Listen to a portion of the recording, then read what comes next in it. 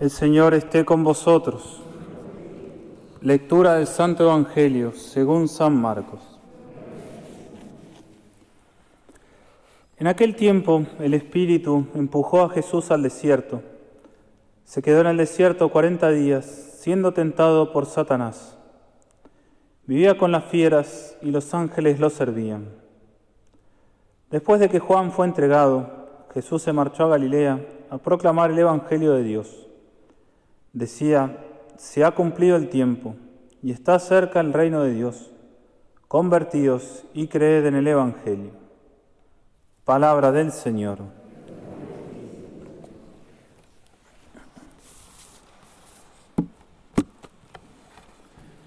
Siempre el primer domingo de Cuaresma se lee el Evangelio de las tentaciones, del ayuno y las tentaciones de Cristo en el desierto. Va cambiando cada año como van cambiando los evangelios, de qué evangelista se lee. Y en este caso San Marcos, el año que nos toca San Marcos, tiene la pequeña particularidad de que no describe las tentaciones, a diferencia de Mateo y Lucas, que sí relatan con detalle lo que el demonio le quiso hacer a Cristo y nuestro Señor venció las tentaciones.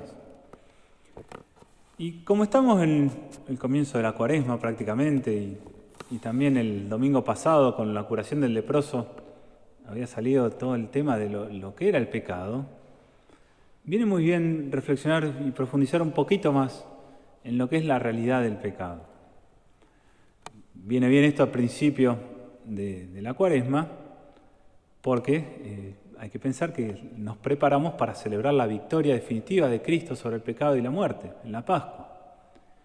Y si queremos llegar bien preparados a la Pascua, lo que hay que hacer es purificarse de los pecados. Toda la Cuaresma es un gran llamado a la conversión, a limpiar nuestras almas. Así que tenemos que prepararnos bien, tenemos que saber contra qué estamos luchando, cuál es nuestro enemigo. Y se dice que si uno se conoce bien a sí mismo y conoce bien al enemigo, tiene la batalla ganada.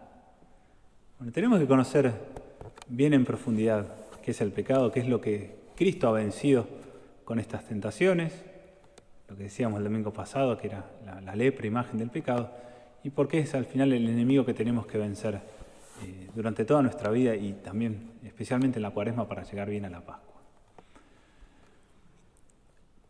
¿Qué es el pecado? Bueno, lo primero que tenemos que tener en cuenta antes de hablar de cualquier cosa del pecado es pensar que lamentablemente vivimos en un mundo que casi no existe la conciencia de pecado.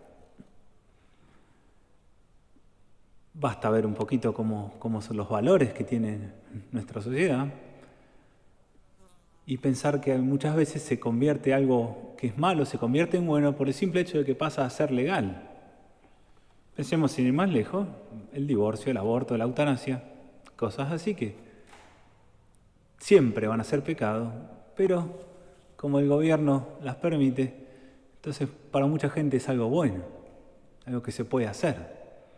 Es un grave error.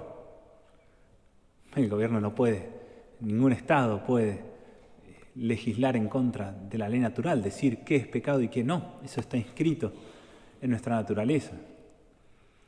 Pero bueno, justamente esa idea de que se va perdiendo la conciencia del pecado y solamente está bien o está mal lo que dicten las leyes, se nos va pegando de a poquito.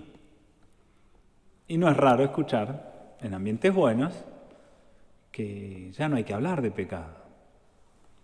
No, padre, eso es cosa de hace 100 años atrás, de mis abuelos. Los pecados ya era la manera de pensar que tenían ellos. Como si el hombre hubiera cambiado. Como si Dios hubiera cambiado la naturaleza humana. O también puede pasar que se pierda esta conciencia del pecado cuando uno afirma que no tiene pecado. Uno también lo escucha muchas veces. No, padre, yo no tengo ningún pecado. Bueno, bien por ti, te tendríamos que poner allí junto a la Virgen. Imposible. Ningún ser humano, ninguna persona puede afirmar eso sin mentir o sin estar cegado por sus mismos pecados. por el simple hecho de ser seres humanos, tenemos nuestra naturaleza herida por el pecado original y evidentemente algún pecado en nuestra vida vamos a tener. Los santos se reconocían grandes pecadores sin haber cometido tal vez un pecado mortal en su vida. Tenían gran conciencia de lo que era el pecado. Como decíamos, esa falta de conciencia se nos va pegando y hay que luchar contra eso. Es lo primero que uno tiene que tener bien claro si quiere luchar contra el pecado, tener verdadera conciencia de lo que es el pecado. Y si uno tuviera que definir el pecado, la definición clásica de catecismo, es tan simple como cometer algo contrario voluntariamente contra la ley divina. Es decir, hacer algo, ser consciente y querer hacer algo que es contrario a los 10 mandamientos, ya sea que los mandamientos lo prohíben o que nos los mandan a hacer. Pero eso puede no decirnos mucho, y podemos terminar viendo el tema del pecado como una ley más de nuestra vida. Así como sabemos que está mal infringir algunas normas del Estado, bueno, podemos pensar que el pecado es parecido en ese sentido. Pero no, el pecado es mucho más grave, muchísimo más grave que el simple infringir una ley. Y para entender la gravedad y la malicia del pecado, hay que pensar al menos en 3 cosas, 3 aspectos del pecado. Sí, se podría decir mucho más, pero al menos 3 que nos van a servir para darnos cuenta la malicia que implica el pecado, que es mucho más grave que una simple transgresión de una ley. Lo primero es el gran desprecio que implica el pecado. Y para entenderlo, una pequeña historia. Se cuenta que había en una guerra unos soldados que los descubrieron robando, le hacen una corte marcial, deciden ahorcarlos, condena a muerte. Los ahorcan a estos soldados, se mueren todos menos uno, que quedó colgado pero no se moría. El ejército sigue su marcha y al poco tiempo aparece un caballero que se encuentra este ladrón colgado, sin saber por qué. Pero al ver que estaba vivo lo baja. Espera que se recupere un poco, se lo carga en su caballo y van hacia la ciudad. La cosa es que en el camino el ladrón que acaba de ser rescatado, empezó a reflexionar. Dijo, bueno, este caballero tiene su caballo, se lo ve bien vestido, se ve que tiene la bolsa de dinero. Esta es mi oportunidad. Entonces, a poquito comenzó a quitarle la espada sin que se dé cuenta, y cuando logró quitarla totalmente, lo apuñala por la espalda. Le roba el caballo, sus pertenencias, y huye. Bueno, eso mismo y tal vez mucho peor es lo que hacemos con Dios cada vez que cometemos un pecado, aunque sea un pecado venial. Es una manera de apuñalar a Dios por la espalda, de Dios que nos ha hecho tantos bienes. Y decimos que es mucho más grave que esta historia porque aquí el ladrón y el caballero simplemente le salvó la vida a este ladrón. Dios hizo mucho más por nosotros. Dios nos creó de la nada, nuestra alma, Dios la crea de la nada. Nos ha dado todos los sacramentos, nos ha redimido de nuestros pecados, ha muerto en la cruz por nosotros, nos alimenta cada domingo con su cuerpo y con su sangre. Eso y todos los dones que uno se puede imaginar que Dios nos ha dado a lo largo de la vida y nos da cada día. Mucho más que un simple salvarnos la vida. Y bueno, cada pecado es una puñalada que Dios le da en la espalda, que uno le da a Dios en la espalda. A cambio de todos los bienes que Dios nos ha hecho, uno responde con ese desprecio, con esa ofensa que uno le hace a Dios. Entonces ahí ya tenemos por un lado la gravedad del pecado, el menosprecio que implica respecto a Dios, que nos ha hecho tanto bien y cómo uno le responde devolviéndole mal. Lo segundo que hay que tener en cuenta para ver la malicia del pecado es la irracionalidad del pecado. Es poco lógico pecar. No tiene ningún sentido. Es porque es cambiar a Dios por la criatura. Es más, podríamos decir cambiar a Dios por la misma nada. Es elegir un bien pequeño al lado de un bien infinito. Elegir la felicidad de un momento a cambio de la felicidad eterna. Un placer de un momento por el gozo eterno de la eternidad. Es una locura. Nadie en su sano juicio haría así un negocio en alguna otra cosa.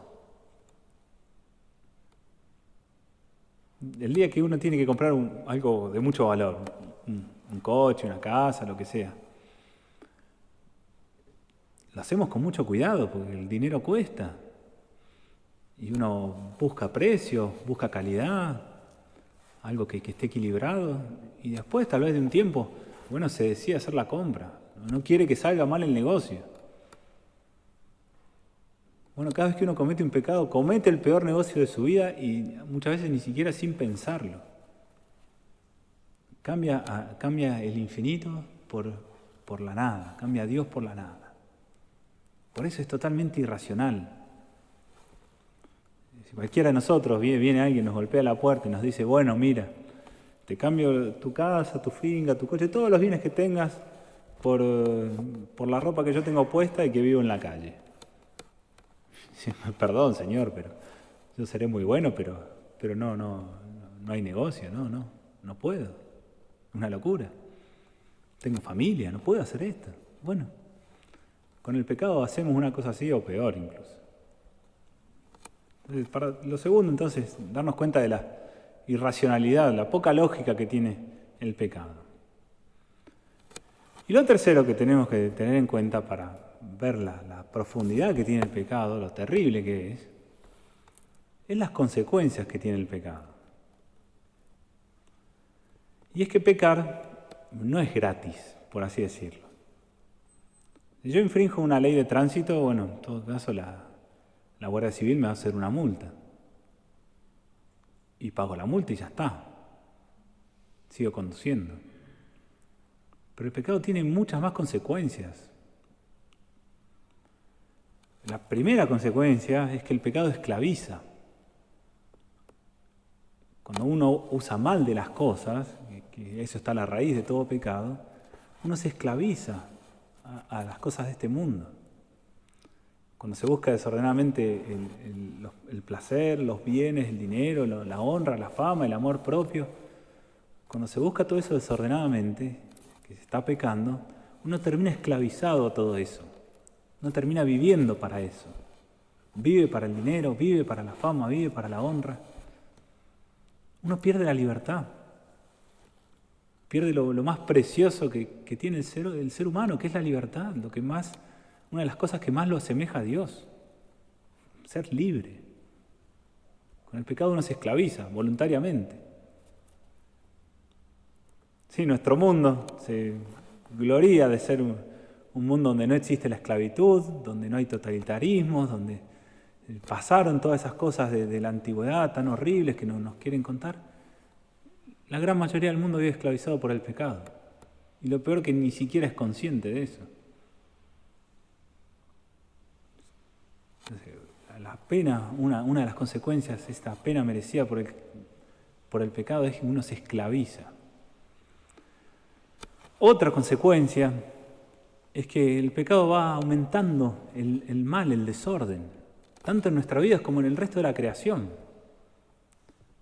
Ningún pecado queda sin introducir este desorden al mundo. Y el mejor ejemplo lo tenemos en el pecado original. Hasta hubo un pecado de Adán y Eva para que entre la muerte y el mal en el mundo. Y todos los males de toda la historia de la humanidad son consecuencia de ese primer pecado. Un pecado tuvo todos esos efectos, produjo todo eso. Como decíamos, no es gratis. Pecar trae sus consecuencias. Y lo mismo que pasa en nuestras vidas. Uno deliberadamente busca el pecado y eso va a ir hiriendo nuestra naturaleza, nos va a ir transformando. Va a ir aumentando el mal en nosotros, por más que no queramos. Y la peor de las consecuencias, la última consecuencia, la consecuencia final del pecado, es la condenación eterna. Sí, yo sé que es un tema que muchas veces nos gusta hablar, a nosotros también nos cuesta, pero es la realidad. Basta un solo pecado que uno no se arrepienta, para irse toda la eternidad al infierno. Uno solo. Una blasfemia que se me escapó y que no me arrepiento. Un rencor que no quiero perdonar. No es que me cueste, sino que no quiero perdonarlo. Un domingo que no quise ir a misa, que dije, no me importa la misa y no voy. Bueno, uno solo de esos basta para condenarnos, si no nos arrepentimos. Yo puedo pensar, no, padre, pero qué exagerado, ¿cómo un solo pecado basta para irse al infierno? ¿Por cómo Dios, que es tan bueno, tan misericordioso, que murió en la cruz por nosotros, va a permitir una cosa así? Bueno, a los ángeles les bastó un pecado para convertirse en demonios. Los ángeles que se han condenado cometieron un solo pecado. Y si Dios permitió eso con los ángeles, que son seres mucho más perfectos, mucho más bellos, mucho más buenos que nosotros, ¿cómo vamos a arriesgarnos nosotros a lo mismo? A decir, bueno, no, por uno no me va a condenar Dios. Si a los ángeles los condenó, yo prefiero no correr el riesgo. No sé ustedes. Por eso es mejor buscar siempre estar libre de pecado.